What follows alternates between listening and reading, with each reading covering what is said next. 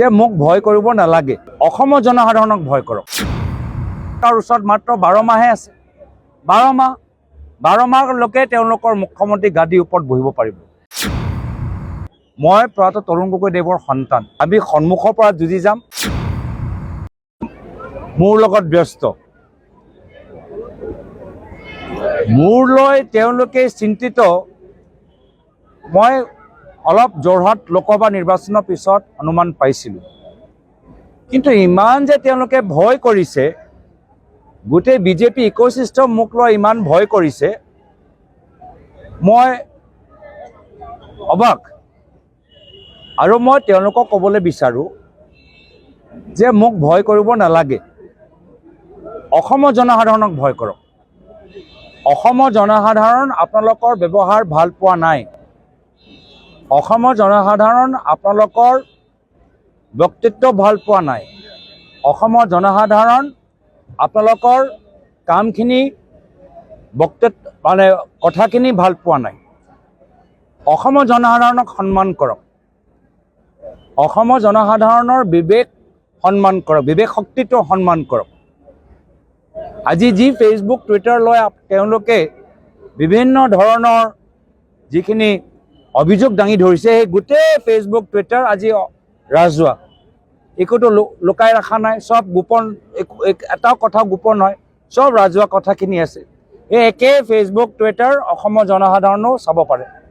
মই অসমৰ জনসাধাৰণক আজি নিজৰ ফেচবুক যোগেদি গোটেইখিনি কথা মই স্পষ্ট কৰি দিছোঁৱে।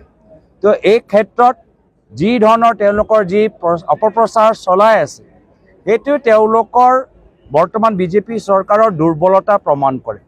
তেওঁলোকৰ মনৰ ভিতৰত অস্থিৰতাটো প্ৰমাণ কৰে। হ'ব পাৰে ক'ৰবাত তেওঁলোকৰ ভিতৰত যে সাংগঠনিক সাল সলনি হৈ আছে, সেয়া লৈ মুখ্যমন্ত্ৰী চিন্তিত। তেওঁলোকৰ বিজেপি দলৰ ভিতৰত যিমান তেওঁলোকৰ আগতে দখল আছিল, আজি তাৰিখত সেই দখলটো সমান সহকাৰে নাই, বিশেষকৈ ঝাৰখণ্ডৰ নিৰ্বাচনৰ পিছত। সেইকাৰণে দেখিলে আপোনালোকে যে ঝাৰখণ্ডৰ পিছত দিল্লীতো তেওঁলোকক বেছি ব্যৱহাৰ কৰা নাছিল। আৰু অস্থিৰ হোৱা কাৰণ আৰু এটা আছে, যে যেতিয়াৰ পৰা তেওঁ বিচৰা নাছিলে, কিন্তু যেতিয়াৰ পৰা অবৈধ কলা খনন অলপ তেওঁলোকে স্থগিত কৰিবলৈ হ'ল, বহুত কোটি কোটি টকা তেওঁৰ দলৰ ক্ষতি হৈছে, লোকচান হৈছে, হাজাৰ হাজাৰ কোটি টকা। আৰু যিমান অংকৰ আছে মই সেইটোও জানে, এই তথ্যবোৰো মোৰ আছে, যে মুখ্যমন্ত্ৰী আজি তেওঁৰ ওপৰত কিমান আঘাত পৰিছে, যে তেওঁ সেই কয়লা চিণ্ডিকেটৰ সেই যে পইচা যে আগতে দলে পাই আছিলে, সেই পইচাটো এতিয়া নোপোৱা হ'ল। সেয়ালৈও তেওঁ শংকিত হৈ আছে। লগতে এইখন চৰকাৰৰ ওচৰত মাত্ৰ 12 মাহে আছে। 12 মাহলৈকে তেওঁলোকৰ মুখ্যমন্ত্ৰী গাদীৰ ওপৰত বহিব পাৰিব। তাৰপিছত অসমৰ জনসাধাৰণ তেওঁলোকে আঁতৰাই দিব। এতিয়া সেই ভয়, এই যে নিজৰ মাজত সেই নিজৰ ভিতৰৰ যে ভয়, এই ভয় লৈ কি কৰিব? এই ভয়টো কাৰোবাৰ ওপৰতো এৰিব লাগিব। নিজৰ চিন্তাটো কাৰোবাৰ বেলেগৰ মূৰৰ ওপৰত ফাটিব লাগিব। তো সেইকাৰণে এতিয়া গোটেই বিজেপি ইক'চিষ্টেম মোক আৰু মোৰ পৰিয়ালক বদনাম কৰিবলৈ চেষ্টা কৰিছে। ভাবিছে যে এই ধৰণৰ অপপ্ৰচাৰ লৈ আমি বহি যাম, পিছুৱাই যাম, দল সলনি কৰিম, কিন্তু এইবোৰ চব নহ'ব। মই প্ৰয়াত তৰুণ গগৈদেৱৰ সন্তান। আমি বিজেপি গোটেই ইক'চিষ্টেম RSSৰ পৰা আমি ভয় নকৰোঁ। আমি সন্মুখৰ পৰা যুঁজি যাম, স্পষ্টবাদী হৈ আমি যুঁজি যাম, আৰু আমি অসমৰ জনসাধাৰণ হৈ আমি মাত মাতি যাম। আমাৰ মাটি কেলেংকাৰী কথাই হওক, খোৱা পানী কথাই কওক, আমাৰ নিবনুৱা সমস্যাৰ কথাই কওক, আমাৰ 6 জনগোষ্ঠী জনজাতিকৰণৰ কথাই হওক, আমি অসমৰ জনসাধাৰণৰ হৈ আমি মাত মাতি যামগৈ। আৰু অসমৰ জনসাধাৰণকো মই ধন্যবাদ, কৃতজ্ঞতা জ্ঞাপন কৰিছোঁ। এই সময়ত আমাক যথেষ্ট সমৰ্থন, আশীৰ্বাদ প্ৰদান কৰিছে। অসমৰ জনসাধাৰণৰ বিবেক শক্তিৰ ওপৰত মোৰ বিশ্বাস আছে। যিদৰে ঝাৰখণ্ডত গৈ মুখ্যমন্ত্ৰী আপ্ৰাণ চেষ্টা কৰিলেও ঝাৰখণ্ডৰ ৰাইজে তেওঁ অপপ্ৰচাৰৰ ওপৰত বিশ্বাস নকৰিলে, একে অৱস্থা অসমৰ ভিতৰত হ'বলৈ গৈছে। তেওঁ আপ্ৰাণ চেষ্টা কৰিলেও অসমৰ জনসাধাৰণ তেওঁ কথাখিনি গ্ৰহণ কৰা নাই, আৰু তেওঁলোকৰ আশীৰ্বাদ আজি আমাৰ লগত আছে। SIT কৰক কয়লাৰ ওপৰত, যে কয়লা যে ইমান যে তেওঁ বন্ধ যে কৰিবলৈ হ'ল, তো কাৰ নেতৃত্বত হ'ল? মাইন্স এণ্ড মিনাৰেলছ ডিপাৰ্টমেণ্টৰ ওপৰত কৰিব লাগিছিল। য'ত অবৈধ কয়লা খনন আছে, আৰু আজিকালিতো খুব ফোনৰ ৰেকৰ্ডিং আমি শুনি আছোঁ। এই ফোনৰ ৰেকৰ্ডিঙত কোনোবা এজন ঘনিষ্ঠ মন্ত্ৰীৰ নাম ওলাই আছে। তো কয়লাৰ ওপৰত SIT কিয় কৰা নাই? আমিতো অসমৰ ভিতৰত যে কয়লা অবৈধ কয়লা খনন চলি আছে, যাৰ ফলত আমাৰ উমৰাংচত কিমান মানুহৰ মৃত্যু হ'ল, আমি সেয়া লৈ আমি SIT ডিমাণ্ড কৰি আছোঁ। সেয়া লৈতো তেওঁলোকে SIT কৰা নাই কিয়? এইখিনি কথাত কিবা এটা বাস্তৱ কথা ওলাই যাব, সেয়া লৈ তেওঁলোকৰ ভয় নেকি? মানে মুখ্যমন্ত্ৰীক মাত্ৰ প্ৰশ্নই সুধি আছে, কিন্তু আমি ইমান বছৰৰ পৰা যে তেওঁক যে প্ৰশ্ন সুধি আছোঁ, এটাও প্ৰশ্ন উত্তৰ দিয়া নাই। এতিয়া মনোজ চৌহানজী তেওঁক গুৰুত্বপূৰ্ণ প্ৰশ্ন উত্থাপন কৰিলে ডুবাই আৰু ছিংগাপুৰলৈ, সেই প্ৰশ্নটো উত্তৰ দিয়া নাই। আমি যে স্মাৰ্ট মিটাৰৰ ওপৰত প্ৰশ্ন সোধোঁ, এইটো প্ৰশ্নৰ উত্তৰ তেওঁ নিদিয়ে। মুখ্যমন্ত্ৰী খালি প্ৰশ্ন সুধি থাকিব নে নিজে তেওঁক সোধা প্ৰশ্নৰ উত্তৰ দিব? এটাও তেওঁ সোধা প্ৰশ্নৰ উত্তৰ দিছে নেকি? আজি কলিয়াবৰত এটা কেছ চলি আছে, সেই এটা প্ৰশ্ন, তাৰো উত্তৰ দিয়া নাই। তেওঁ PPE কথা উল্লেখ কৰিলে, কিছুমান কথাটো আপোনালোকে নিজৰ সাংবাদিকসকলে উল্লেখ কৰিছে, এটাও প্ৰশ্ন উত্তৰ তেওঁ দিছে নেকি? তো মই মুখ্যমন্ত্ৰীক কৈছোঁ যে আপুনি মুখ্যমন্ত্ৰী, প্ৰশ্ন সোধাও অধিকাৰ আছে, উত্তৰ দিয়াও অধিকাৰ আছে। যিদিনা মুখ্যমন্ত্ৰী জনসাধাৰণৰ সোধা প্ৰশ্নৰ উত্তৰ দিবলৈ আৰম্ভ কৰিব, সেইদিনা ময়ো তেওঁৰ প্ৰশ্নৰ উত্তৰ দিম। মই নাজানো, তেওঁলোকক সোধক। আৰু মই আকৌ কৈছোঁ, আমাক ভয় কৰাতকৈ অসমৰ জনসাধাৰণক ভয় কৰক। নিবনুৱা যুৱকসকলৰ খুব ভয় কৰক। যি মহিলাসকলে 10,000 টকা গছপুলি ৰোৱাৰ কাৰণে পোৱা নাই, তেওঁলোকৰ ক্ষোভৰ পৰা ভয় কৰক। যি আমাৰ জল জীৱন মিছনৰ যে মানুহবোৰ যে আছে, যি আমাৰ আশা কৰ্মী আছে, যি আমাৰ চৰকাৰী কৰ্মচাৰী আছে, মোক লৈ চিন্তা কৰাতকৈ তেওঁলোকৰ ভৱিষ্যতৰ কাৰণে চিন্তা কৰাটো উচিত। মই কৈছোঁ, কেবিনেটৰ ভিতৰত 6 জনগোষ্ঠী জনজাতিকৰণ কেতিয়া হ'ব তাৰ ওপৰত আলোচনা হ'ব লাগে। কেবিনেটৰ ভিতৰত আজি যে আমাৰ কাৰ্বি আংলঙত বিঘাই বিঘাই মাটি আজি আমি জংঘলবোৰ হেৰাই পেলাইছোঁ, তাৰ ওপৰত হ'ব লাগে।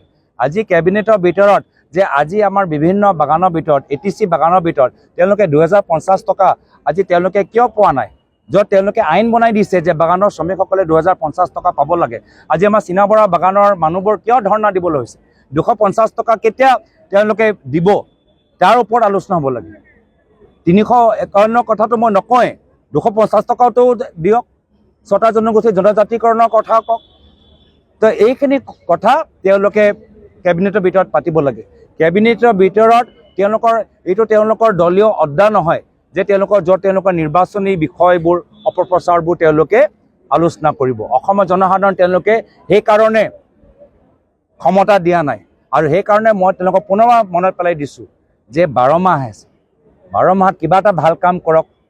ইমান প্ৰতিশ্ৰুতি দিলে, উন্নয়নৰ ক্ষেত্ৰত শীৰ্ষ ৰাজ্যলৈ লৈ যাব, শীৰ্ষ ৰাজ্যটো লৈ যাব নোৱাৰিলে, নিজে কৰৰপতি হৈ গ'ল। কিবা এটা ভাল কাম কৰক। ক্ষমতা বেছি দিন নাই, 12 মাহ এনেকৈ গুচি যাব। আৰু তাৰপিছত তেওঁলোকে নিজে ক্ষতি প্ৰকাশ কৰিব যে যোৱা শেষৰ সময়ত কিবা এটা ৰাইজৰ কাৰণে ভাল কাম কৰিব পাৰিলোহেঁতেন, কিন্তু সেই সময়ত মই ক্ষমতা ৰাইজৰ কাৰণে নহয়, সেই সময়ত মই ক্ষমতা নিজৰ নিৰ্বাচনী নিজৰ প্ৰচাৰৰ বাবে মই ব্যৱহাৰ কৰিছোঁ। চাওক, ঝুমুৰ নৃত্য আৰু আমি বৃদ্ধি হোৱাটো ময়ো বিচাৰোঁ, কিন্তু যিসকল ঝুমুৰ কৰিব তেওঁলোকৰ আইসকল যে বাগানত শ্ৰম কৰে, তেওঁলোকেও যদি 250 টকা যদি ATC বাগানত আছে, সেইটো পালে মই আৰু ভাল পালোঁ। তেওঁলোকৰ যে সেই ল'ৰা ছোৱালী যে স্কলাৰশ্বিপ, যে আজি বাগানৰ ল'ৰা ছোৱালী যে স্কলাৰশ্বিপ পাব লাগে, আৰু স্কলাৰশ্বিপ যদি বৃদ্ধি কৰে, সেই হোৱাটো মই বেছি ভাল পাওঁ। ঝুমুৰটো ঠিকে আছে, কিন্তু ঝুমুৰ কৰা সেই ঘৰৰ বাবে তেওঁলোকৰ চিন্তা কৰাটো উচিত। চাওক, যদি আপোনালোকে অলপ ইতিহাসলৈ যায়, আপোনালোকে দেখা পাব যে মধ্যপ্ৰদেশত মনোজ য়াদৱ, ধ্ৰুৱ সাক্সেনা, মধ্যপ্ৰদেশত ISI এজেণ্ট ধৰা পৰিলে। সেই ISI এজেণ্ট ক'ত আছিলে? BJP দলত আছিলে, BJP IT চেলত আছিলে। তো এতিয়ালৈকে ISI কংগ্ৰেছৰ ভিতৰত সোমাব পৰা নাই, কিন্তু ISI BJP ভিতৰত সোমাই গৈছে। তাৰ ওপৰত কিবা SIT হ'ল? কুছ কেছ হোৱা উসমে? কুছ হোৱা? ডিষ্ট্ৰিক্ট IT চেলৰ সেই ডিষ্ট্ৰিক্ট, মোৰতো অভিযোগ তাকতো ধৰিলে, মোৰতো অভিযোগহে, কোনো ভিত্তিহীন অভিযোগ। তাকতো এণ্টি টেৰৰিজম স্কোৱাড তাক ধৰিছে, এৰেষ্ট হ'ল, আৰু তাৰপিছত একো নাই। এতিয়া ISI কোনে স্বাগতম জনাইছিলে? আজিৰ পৰা 10 বছৰ আগৰ কথাবোৰ পাতি আছেতো মুখ্যমন্ত্ৰীয়ে, 10 বছৰ 12 বছৰ 13 বছৰ আজি খুব ফেচবুক চাইছে। 2016 চনত ISI পঠানকোটলৈ কোনে মাতিছিলে? BJP চৰকাৰে। পঠানকোটলৈ ISI সোমাবলৈ অনুমতি কোনে দিলে? 2016 চনত দেই। মোৰ যে পাকিস্তানে দেখাই আছে 15 চনত এই ফটোবোৰ দেখাই আছে 16 চনত ISI সোমাবলৈ অনুমতি কোনে দিলে মোদী চৰকাৰে প্ৰধানমন্ত্ৰী বিৰিয়ানী খাবলৈ কেতিয়া গ'ল প্ৰধানমন্ত্ৰী বিৰিয়ানী খাবলৈ গৈছে 15 চনত তো তেওঁ বিৰিয়ানী খাবলৈ গ'ল তেতিয়াতো আপত্তি নাই তো সেইকাৰণে চক প্ৰশ্ন উত্তৰ এইবোৰ চব তৰ্কাতৰ্কি হৈ থাকিব এই ক্ষেত্ৰত অসমৰ জনসাধাৰণে ৰাজনীতিবিদসকলৰ পৰা বহুত আশা কৰে আৰু আমি এই ধৰণৰ লেতেৰা ৰাজনীতি কৰাতকৈ ভিত্তিহীন ৰাজনীতি কৰাতকৈ অসমৰ জনসাধাৰণক এটা নতুন অৰ্থনীতি এটা নতুন সামাজিক নীতি এটা নতুন শিক্ষা নীতি এটা নতুন স্বাস্থ্য নীতি আমি কেনেদৰে দিব পাৰোঁ সেয়া লৈ হৈছে আমাৰ মূল উদ্দেশ্য মুখ্যমন্ত্ৰী কথাই নাজানে সাংসদসকলৰ কি নিয়ম নাজানে এতিয়া আমিতো ভাল এটা বিদেশ নীতি এটা ফৰাম অৰ্গেনাইজ কৰিছোঁ তাত কিমান মানুহবোৰ আলোচনা কৰিছে কিছুমান প্ৰমিনেণ্ট মানুহৰ মই দেখাইছোঁ কিছুমান প্ৰমিনেণ্ট মানুহ দেখাইছোঁ কাইলৈ আৰু এটা মই কথা কওঁ য'ত BJP দলৰ ডাঙৰ ডাঙৰ নেতাসকলে মোৰ ফৰমত আহি কেনেদৰে ভাগ লৈছে সেইও প্ৰমাণ মই দিম আৰু গোটেইখিনি কাম এই যে কামবোৰ হৈ আছে যোৱা 10 বছৰৰ পৰা চলি আছে 10 বছৰ ভিতৰত কাৰ চৰকাৰ আছে কাৰ চৰকাৰ নিয়মবোৰ নাজানে আধা জ্ঞান লৈ কথাখিনি পাতি আছে পাতি থাকক মোৰ আপত্তি নাই যদি তেওঁৰ এই 12 মাহ এই ধৰণৰ অপপ্ৰচাৰ তেওঁলোকে নিজৰ মূল্যৱান সময়টো অসমৰ জনসাধাৰণৰ তেখেতক দিয়া মূল্যৱান সময়টো এই ধৰণৰ অপপ্ৰচাৰত তেওঁলোকে ব্যস্ত হ'বলৈ বিচাৰে মোৰ ফালৰ পৰা কৃতজ্ঞতা থাকিল আমি ৰাইজৰ মাজত সোমাই আমি ৰাইজৰ মাজত অসমৰ পৰা ইমূৰলৈ আমি যাত্ৰা কৰি ৰাইজৰ হৈ আমি মাত মাতি থাকিম ৰাইজৰ সমস্যাবোৰ আমি উত্থাপন কৰি যাম মইতো ক'লো মই টাইগাৰ জিন্দা হে চিনেমা চাইছোঁ তেওঁ কি ধৰণৰ চিনেমা চাইছে মই নাজানো মই সেই চিনেমা চাইছোঁ সেইকাৰণে মই ধেমালিত ক'লোঁ যে তাই যদি সঁচাকৈ তেতিয়া মই তেওঁক টাইপত দিছোঁ তাইৰ লগত বিয়া কৰি মই তাইক টাইপত ফচাই দিছোঁ মইতো সেই টাইগাৰ জিন্দা সেই চিনেমা চাই মই কৈছোঁ সেই হিচাপে তেওঁক মই অলপ প্ৰশংসাও কৰিলোঁ তেওঁ অলপ মোক বেয়া পাইছে যে কিয় মই ৰাজনীতিৰ পৰা আঁতৰত থাকোঁ তোমাৰ এইবোৰ চাবৰ কাৰণে মই সোমাই গৈছোঁ মই তেওঁক ভাল পোৱাৰ কাৰণে মই কৈছোঁ যে চোৱা তোমাৰ টাইগাৰ জিন্দা সেই নামটো লৈ মই তোমাক কটৰিনা কেফ মই সাজি দিছোঁ আৰু তাই মোক কৈছে আচ্ছা মই কটৰিনা কেফ মানে তুমি সলমান খান নেকি তো সেইকাৰণে মইতো টাইগাৰ জিন্দাহে চাইছোঁ তেওঁ কি চিনেমা চাই ক'ৰ পৰা এইবোৰ চব ওলাইছে তেওঁহে জানে থেংক ইউ ঘৰত আনন্দ আৰু সম্পৰ্কৰ চমক বজাই ৰাখিবলৈ জৰুৰী হৈছে সকলো আনন্দময় মুহূৰ্তত মৰমৰ উপহাৰ দিয়াটো সেইবাবে মধুশ্ৰী জুৱেলাৰ্ছে আনিছে সকলো ৰঙীন ক্ষণৰ বাবে বিশেষ গহনা হীৰাৰে হওক